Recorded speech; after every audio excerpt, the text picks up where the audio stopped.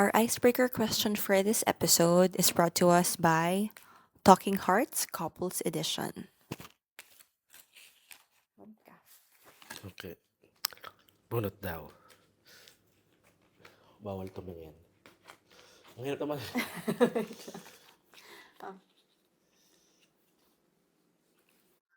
Just one. Okay. What was one of the first times you felt comfortable being vulnerable with me? Oh, Whoa. vulnerable. Yeah. Oh, okay. Sa Talking Hearts, merong dalawang sides. May thoughtful and may playful. Since this is just an icebreaker, let's do the playful one. Okay. Okay. When you were when you were younger, what did you save your money to buy? Well, realistically, Wow, yung realistically. mga baon ko naman not big enough to buy anything kasi pampagkain lang naman yun. Pero, I remember, I think grade 1 ata ako or preschool. Mm-hmm. ah Gusto kong bumili nung, yung, ay, scooter. Hindi yung scooter na motor, yung Tepadjak. Wow! Oo. Mahal pa rin yun ah. Pero ayun, parang di ko alam kung paano ano. Tapos one day, binili na lang ako ng tatay ko. Mm. Taray. Yeah, At yun yung ilang bata. taon ka? Ha? Ilang taon ka nun? Between 4 or 5. 4 or 5 nagsisave ka na for a scooter? What? Pero yun nga, at the end of the day, wala naman akong baon talaga dahil siguro yung mga bigay-bigay ng mga ano, Mm-hmm. yun, para kay Herbert, yun. Mm-hmm. Yeah. Yeah. Okay. Yeah. Ikaw? Ako, hindi rin kalakihan yung baon ko eh. So, parang di ako nakaka-save. At hindi rin ako mahilig mag-save. But, ano ba? I think, hindi ko siya from my baon. I think from mga pamasko. Mm. Bumili ako ng Robbie Rabbit na wallet. Mm. Yeah. Uso dati yung Robbie Rabbit. So, yeah. Yun lang. Okay. Hoy, alam niyo ba? Alin? OMG! Oh, tapos? Welcome to Oh, tapos, Podcast! What's Yay! Finally in the flesh ang pag-ibig for this episode Hindi na of Zoom Tapos. session. Yes. Kasi nainggit kami na sina Sig at sina Belle, yung jowa nila, kasama nila in the flesh. But since we're LDR, hindi namin nagawa yun last February. So ngayon, andito na si Pag-ibig. Please welcome Pag-ibig! Yay, thank you. Binabati ko nga pala. Pwede ba magbumati? Okay, go. Binabati ko po nga pala yung mga pamilya ko dyan sa sa Sa San Pasadena. Mateo, at saka sa San Mateo, Mateo at Rizal saka sa and Pasadena. hello po. Ma, I made it. Wow. Okay, so andito si Pag-ibig ngayon, I mean sa Asia. Bilang wala kami sa Pilipinas ngayon. We're recording this a few minutes before our checkout dito sa Airbnb. We're currently in Kuala Lumpur, Malaysia. What? No, should say Malaysia kasabihin. Okay. We're currently in Malaysia. Truly Asia! Okay, so every May, nagkikita kami we make it to a point na magkita kami because it's our anniversary. Diba, no? Second. Okay. Ang hilig ko sa ganun mga kaibigan. Okay. Because it's our second. Anniversary! Okay. But before yung anniversary namin was yung graduation niya from his master's. He's now Master of Science in Accounting. Yes, thank you. Graduated from Cal State, LA. Yes. Wow. Thank you. batch 2025. So yeah, um, yeah. Yeah. Itong podcast na to, Tapos, walang masyadong ano, we just uh, wanted to make this happen. yes. So yeah, before we get into our learning, may learning ka ba? Sige, isipin mo yung learning. But let's go into our highlights. Okay? So, alam mo ang format ng Otapos Podcast. We go into our highlights, meaning ano yung mga nangyari sa'yo for the past week or a month or gusto mong i-share to our viewers, to our listeners. And, yeah, Yeah. what's your Itong highlight? should I do for the entire month of May? This Yeah. entire month of May has been crazy. Kasi the first few weeks, ito yung marami akong tinatapos for school, especially mga major requirements for graduation na research and then the finals. And then the same week na pagkatapos ng finals week ko, meron na agad akong pinutan na bachelor's party na Wow. as in super aga. Di siya yung, di ba usually mga gabi yun nangyari. Sa amin, we started our day 8 a.m. and then natapos siya mga 12 or almost 12 a.m. Tapos, ayun, the following was my church Sunday, tas Monday graduation. Monday night lumipad na dito. Wednesday is our second Anniversary! and we celebrated it in Boracay. Mm-hmm. And dala ko yung toga ko. So may mga graduation pictures ako sa Boracay. Sino ka dyan? And then afternoon, Friday Friday night, night, umuwi kami ng Manila, Binyan. in Laguna, yes. And then the following day, lumipad na kami dito sa Malaysia. Malaysia, truly Asia. Yes. And kasama namin yung friend ni Rachel, which is Who is Lady RV. one of your listeners. Of course, Yeah, may one of our avid nakiki-R listeners. ako. Ano. Huh? Sabi ko, R. R. Podcast mo, Buy. So, ayun, sobrang saya kasi nilibot niya talaga kami ng bongga-bongga. And thank you for that. Thank you so much, RV. Kaya super saya nitong Malaysian trip na to. To the point na todo lagari talaga kami every moment. Yeah. Kaya which leads me to yun, as you can hear ang aking singhot. Nagkasipon na po ako dahil super aircon init, natutuyan ng pawis. Sobrang init ng weather dito sa Kuala Lumpur.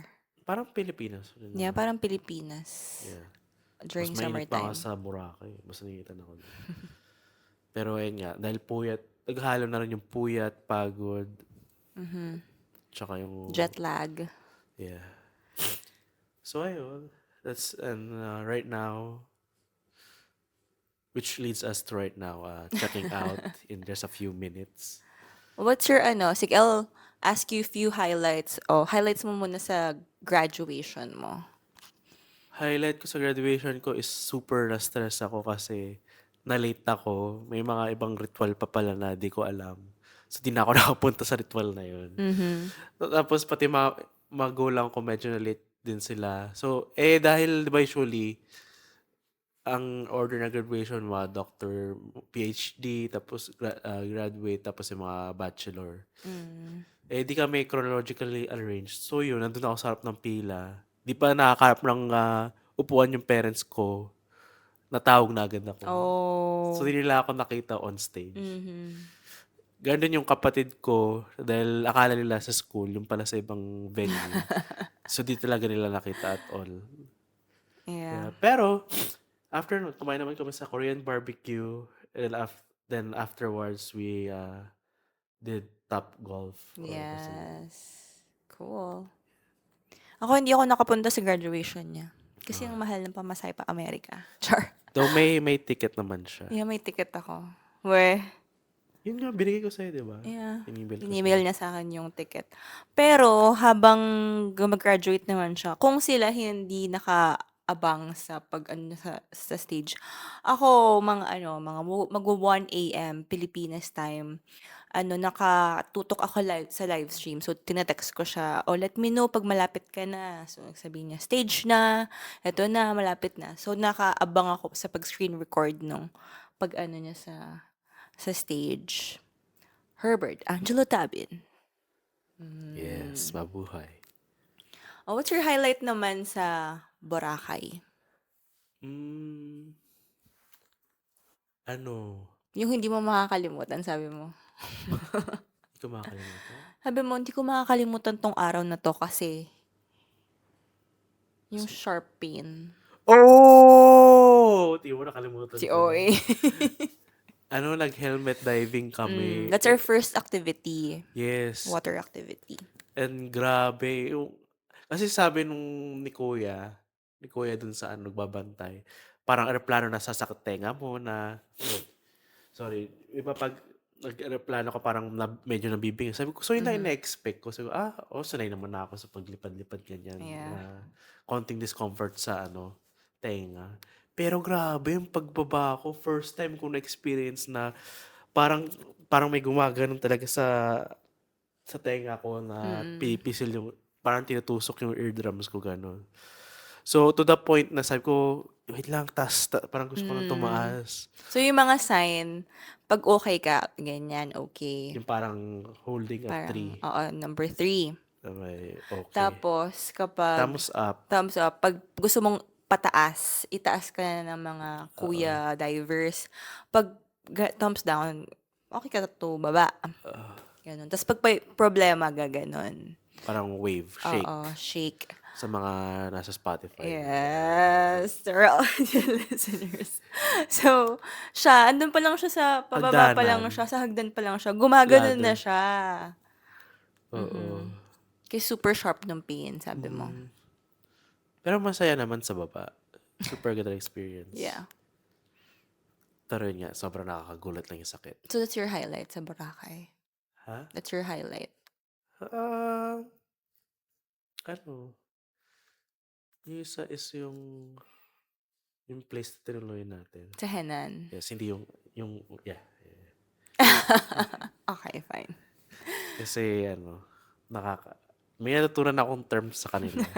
It's called... Bilang Amerikano, Hindi naman. hindi niya alam yung mga humor or mga terms dito sa Pilipinas na usually ginagamit natin. So, parang sabi ko, uy, nakaka-LL. Sabi niya, ano nakaka-LL?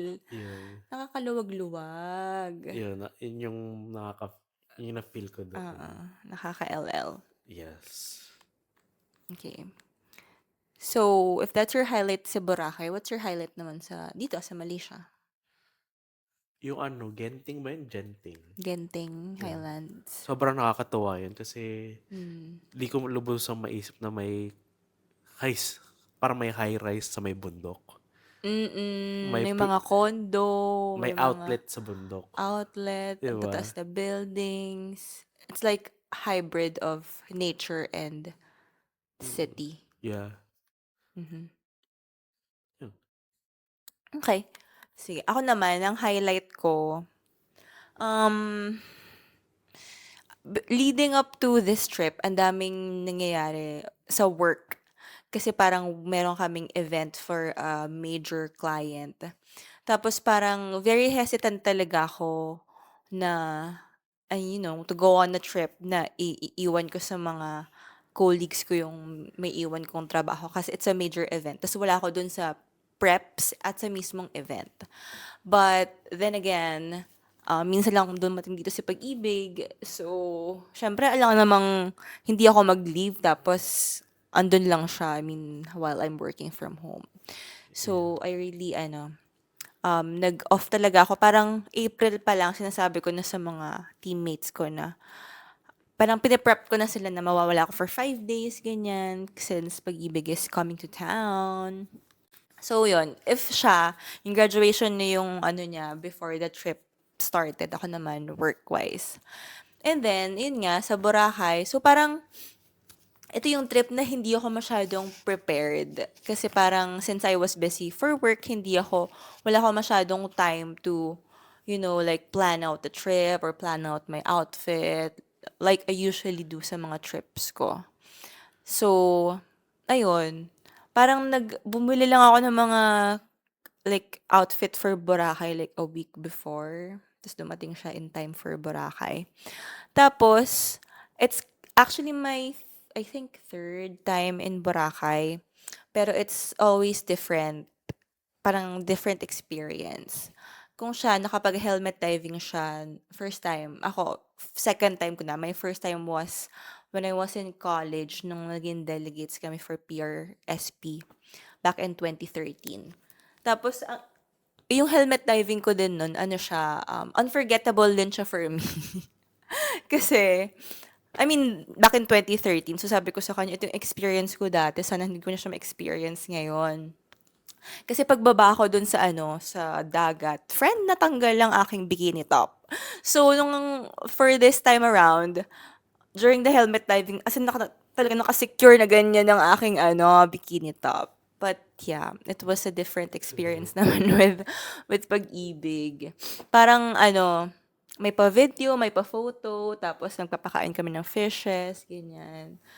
Tapos, parang in-expect ko magkakaroon kami, although hindi kami mga party people, pero kasi sabi ni Pag-ibig, gusto niyang ma-experience parang nightlife in Boracay.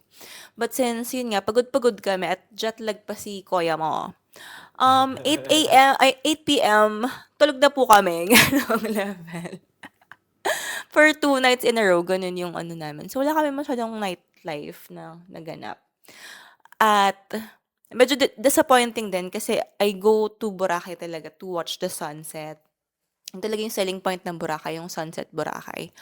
Pero for 2 days in a row, it's not the Boracay sunset that I used to love and know. But nevertheless, it was a great trip. It was a great Boracay trip. Dinala ko siya sa mga usually kinakainan ko sa Boracay, like Spice Bird, Sunnyside Cafe, which nagustuhan mo naman yung Spice Bird, right? Yes.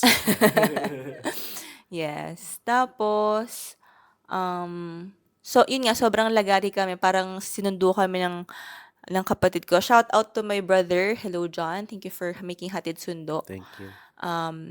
Yun, parang 1 a.m. kami dumating sa bahay, tapos kinabukasan morning, umalis na ulit kami papunta dito. Tapos, ayun nga, winelcome kami ni RV, who is a local here, not in Kuala Lumpur, in Ipoh. She's currently working as an engineer sa Ipoh. Thank you again. So parang as in lahat talaga siya na talaga yung nag-take care of everything. Kasi parang yun nga, unprepared din kami, hindi ako nakapag-research for this trip. It's my first time in Malaysia. So Truly Asia. truly Asia. Hindi ako nag-prepare ng itinerary or kung saan man kami pupunta. Pero si RV, pagkalabag pa lang namin, meron na siyang naka-plan out na Yes. ganap for us. Ganon. And wala kaming winaste na time. As in, Super. super sulit lahat ng bawat oras. I agree. Yeah. So for Saturday night to Sunday, whole day of Sunday, kasama namin siya. Yung parang dapat itinerary for 3 to 4 days, nagawa namin siya in like 1.5 days. So after nung umalis, we were lost. Hindi na namin alam kung saan kami pupunta, but we managed to to go up to Petronas Towers. Yes. It's right there. Mamaya papakita namin sa inyo ang view. Since si Pag-ibig, he's very fond of yung mga gantong skyline, mga view na ganyan. He's willing to spend talaga just for the view. So itong view namin ngayon while we're recording the pod. Ayan. The Kuala Lumpur Sino skyline. Si Sig din ba mag-edit na? Yeah, si Sig. Kasi lagay yung promo code ng Ng what? Ng Airbnb? Yung Bell Pays. Bell pays for what? Your Airbnb. Ah. Oh, may promo code daw dito for Airbnb. It's a nice Airbnb, no? Yeah? Bakit ito yung napili mong Airbnb? What are the selling points? Yung infinity pool Yeah. and yung view. Yeah. That's pretty much it. Tsaka ang accommodating nung staff, no? Oo. It should be um check out na kami ng 12, but it's currently 12:25 and we're still here. Nagre-record pa kami ng Nag-record pa podcast, kami. no? Way past our checkout. Yes, nakapag-extend po kami mga kaibigan. So yeah, that's my what's your favorite spot dito sa Malaysia? Di ba yung Genting? Yung Genting nga pala. Ako, ano bang favorite ko dito? The food. Yeah. Masarap in fairness yung sandwich. The Kaya Toast. Yeah. Sabi ni RV, yung Singapore and Malaysia daw, nagtatalo sila kung kanino nag-originate yung Kaya Toast. Syempre sabihin ng Singapore sila daw, sabihin ng Malaysia sila daw. But oh my gosh, ang sarap ng Kaya Toast dito. Sa Pinkwa Cafe and saan tayo pumunta kayo na? Hawker Chan. No, something Hawk something. So, yun yung mga pinipilahan dito sa Kuala Lumpur in terms of breakfast places. Yes. And contrary to ang Malaysia is very underrated, no? Don't you think so? I agree. Yeah. Super. Parang so far nga sa mga Southeast Asian country na puntahan ko. Which, I think ito yung favorite ko so far. Wow. Yeah. Mm-mm. Kasi, okay yung food. Mhm. Parang nababahinga ako. Okay yung food. Tapos, okay yung grabbable. Mm-mm. Although sabi nila, may ASEAN daw kasi ngayon. So, Oo. wala masyadong sasakyan. Kasi ngayon parang, di Ang luwag, traffic. oo. Oo. I mean, may konting traffic na pero it's not that bad. Yeah. So, para sa akin, parang,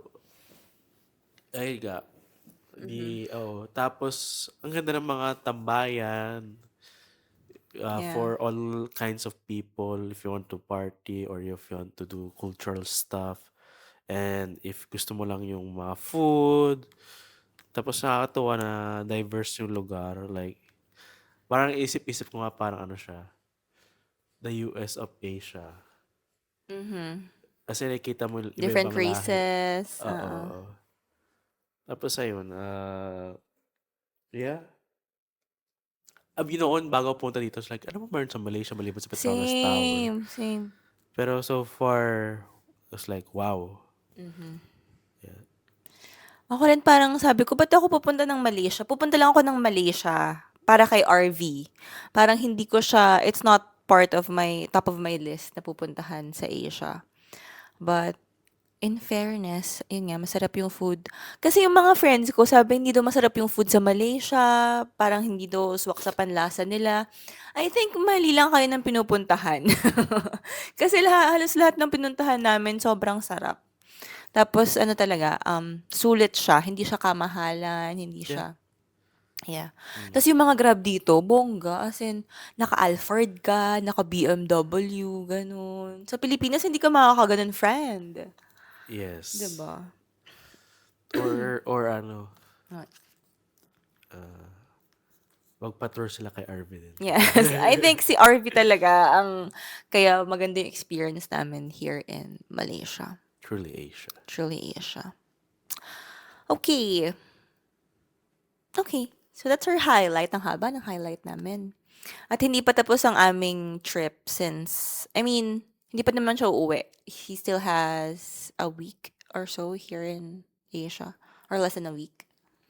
Pero ang mga ganap na niya would be like for family and friends. So, he dedicated like more than a week para magkasama kami. Yes. LDR wins. Sa mga LDR couples out there, kapit. Kaya natin to. Yes. Okay.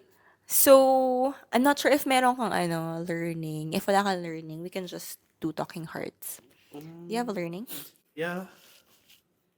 Okay, what's your learning? Ano, my learning is Ma-offend ba ako sa learning mo? hindi. Okay. My learning is as much as magandang sulitin ang bakasyon, kailangan pa rin kailangan pa rin anuhin ng katawan. Yeah. As much as you want to make the most. Kasi syempre, ang bakasyon sobrang limited.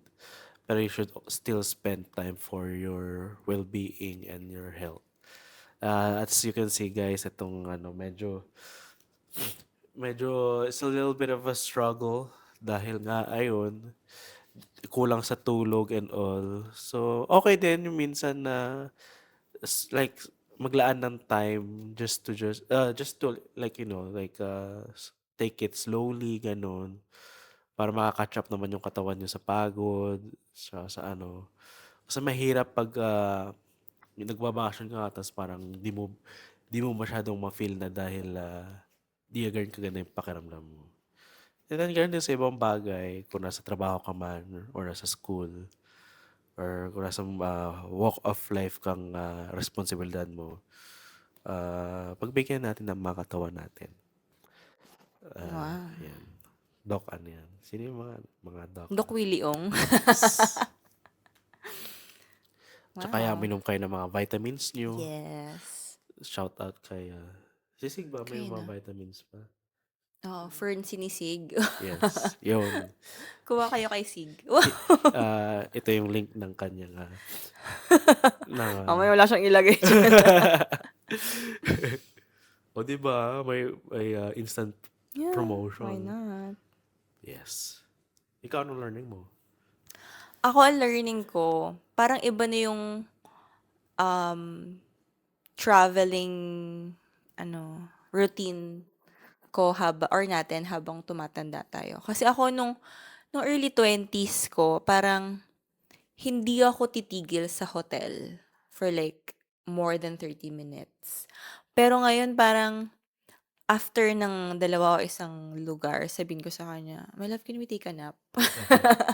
As in, parang gusto ko okay, nakita ko na yung nakapag-sightseeing na tayo, pero can we, pwede ba tayong mag-relax? Can we maximize the magandang Airbnb natin? Kasi parang dati, gusto ko in one day, kahit mga 10 scenic spots yung mapuntahan, tapos mga ganyang night market yung mapuntahan. Just so masulit yung time na andun ka sa lugar na yun. But now, we had our afternoon naps, our chill lang by the pool, mga Pero di naman, parang dito sa Malaysia hindi. Sa Boracay lang. sa Boracay lang tayo chill. Pero Yeah. kahapon, we had parang Full time. 2 Kasama to naman 3 yan. hours of, Okay. yeah, after nating mag-Petronas. Di mo kami tayo pwede kahapon. Marami ba? Oo, punta tayo din sa mainit na square. Oh, yeah. Pero lang tayo, 3 minutes lang tayo, then nag-picture lang Di, tayo. afternoon, punta tayo sa market. Hindi po siya marunong mag-podcast. Andito yung mic niya. Tapos punta tayo sa market Oh, afternoon. yeah. Oh, tapos I after ng think, market, Mm, kumain tayo ng lunch sa Banana Leaf. yes. Oh, dami natin ginawa LCC. kahapon. Pero we parang had a downtime. Meron ba? Yeah. Parang yun yung, di siya technically parang ano siya, But posting time. it's not usual for me. Yun yung mo, prod time mo for Prod Instagram. time. Yeah. Yeah. Anyway. Sa kanya hindi yun downtime. Sa akin downtime na yun. But, ayun. What else? Okay. So, meron tayong mga dito from Talking Hearts since this is sponsored by Talking Hearts. Not really. Eto. Naman natin yung mga thoughtful. Ayan. Okay. The question is, what's one thing that surprised you about getting older? What's one thing that surprised you about getting older?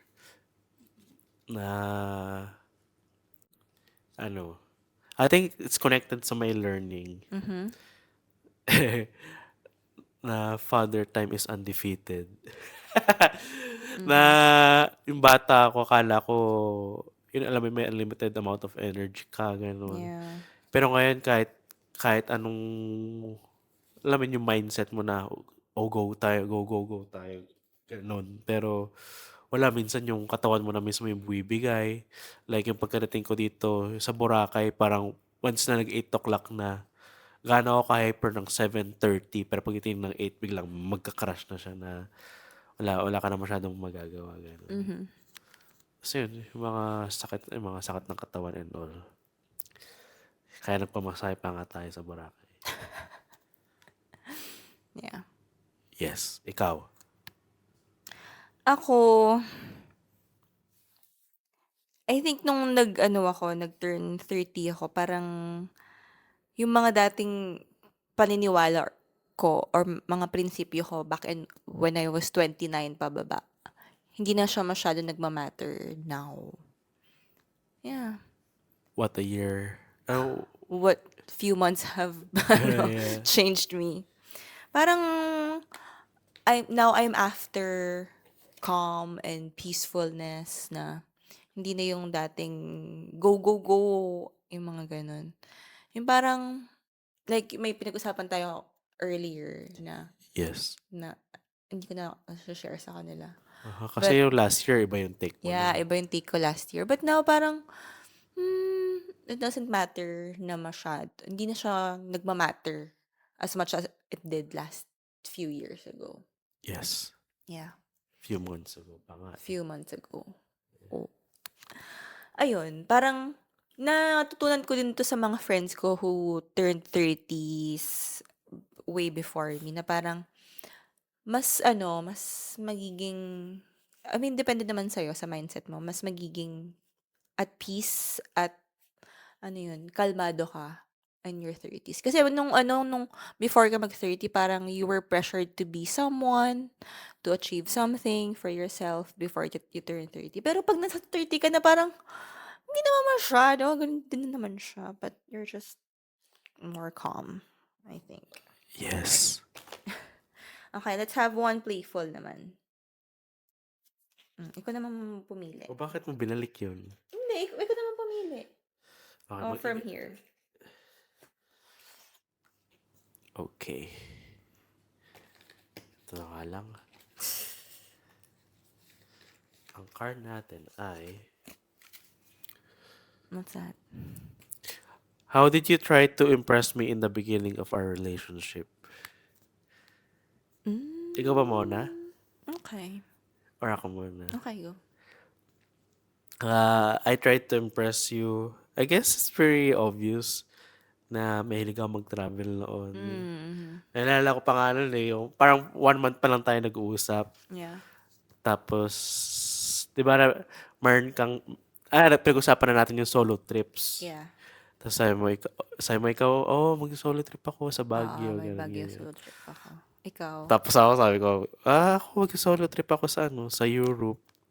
Sorry. Pupunta muna ako Kinabog yung Baguio ko. Sabi ko, punta ako sa Italy, sa Amsterdam. Netherlands, sa Belgium, then Switzerland. Napa. Yes. Yabang. Ako Baguio lang. Sa Burnham Park. Sa SM Baguio. Tapos, dahil, fan ka ba ng Fault in Our Star or something? Yeah. So, ayun, as in, pinanata ko talaga yung mga filming location nung Fault in Our Star na yan. Kaya nung araw na yun, almost more than 20,000, almost 30,000, Steps. almost 30,000, 30,000 steps? mga 28 siguro, ganun. Wow. Yeah, kasi, syempre, kailangan kong hanapin yung mga yun na nilalakad ko lang, ganun. So, para ma-impress ka na, like, I'm a go, Tapos, naalala ko, kasi yung dapat, anuhin ko lang yun. Parang, ano yung biglaan? Ano? Kumbaga, tapos, kasi pinakita niya yung itinerary niya for her previous trip. So, parang nagpakitang gilas din ako. My previous trip? Oh, yung Sa mga, Excel file ko. oo. So, tinry ko as in, Believe ka ba doon? Yung gumawa Oo, ko ng gumawa siya ng ano, per time, per tab. Merong yung route going to Amsterdam to may A, ganyan-ganyan. B, C, D, Tapos, yung point A, point B, oo, gano'n. tapos color-coded pa. Wow. That's the first time and the last time when I did it. Yeah. Hindi mo na ginawa. Diba? Literally, pampa-impress lang talaga. Yeah. Eh, ikaw, paano mo ako pina-impress? I know what I don't know. At the beginning daw ba? Yeah. Of our relationship. Wala. Wala ka naman. How were you impressed ba with... I don't Wala ka naman, ano know. sabi. Grabe naman siya. Maybe there's just unconscious effort to impress you. What do you think? I don't know. Ano, sa Baguio solo trip. Ano? What Yun, about it? solo trip ka. Solo trip naman talaga ako not to impress you. Well, I think pag nag-uusap tayo, maybe you would think na hindi ko pinag-isipan yung mga sinasabi ko sa'yo. Pero may Yeah. mga ibang ano ko na isa-search ko pa sa Google search, tama ba tong grammar ano ko? Kasi parang ang iniisip ko dati nung from ano to, Amboy to, baka masyado siyang ano sa grammar, baka ano yung English niya. Hindi, ikaw nga yung magaling sa ano, mga ganun. So before ko siya before ko i-type doon sa message, i-ano ko muna minsan, i-google ko muna. Oo, yung ganun. Para I would sound smart. Did I sound smart when we were Yeah. talking? Aha. Yeah. O, di ba? Yung sound ano pa nga, parang snobbish. Snobbish? Alam mo, yung parang mataas yung parang, Ganon. Bakit naman ganun? parang mukha kang ano, mataas. Tapos nung nakilala mo ako, hindi mo pala. Sakto lang. Sabi niya, akala daw niya, nung kausap niya ako, I was a go-getter. Yeah. Pero when he got to know me, hindi naman pala talaga. Sa food lang. Go-getter sa food. Yes. Yeah. Yeah, I think pagdating sa mga food places, ikaw nagde-decide. Pero pagdating sa mga actual landmark, ako mas Yeah. nagde-decide. Kaya kumari kahapon sa ano, Petronas Tower, ganyan.